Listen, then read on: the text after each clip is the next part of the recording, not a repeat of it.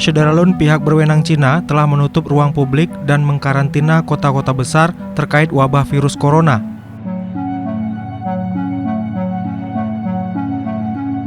Warga mengurung diri di rumah mengikuti saran pemerintah untuk menghindari kerumunan orang ramai.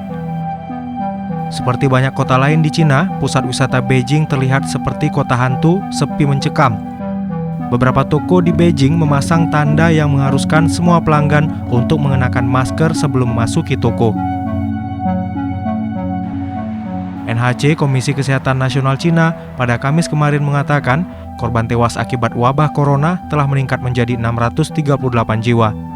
Komisi itu mengatakan sejauh ini sebanyak 31.523 kasus yang dikonfirmasi dan 73 orang telah meninggal dalam 24 jam terakhir. Selain itu, dalam 24 jam terakhir, 3.694 kasus terdeteksi.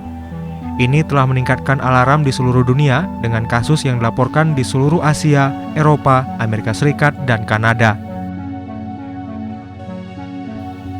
Selain Cina, virus telah menyebar ke lebih dari 20 negara, termasuk Amerika Serikat, Inggris, Singapura, Prancis, Rusia, Spanyol, dan India. Banyak negara telah mengevakuasi warganya untuk keluar dari kota Wuhan, tempat di mana virus itu berasal. Organisasi Kesehatan Dunia atau WHO menyatakan wabah itu sebagai darurat internasional.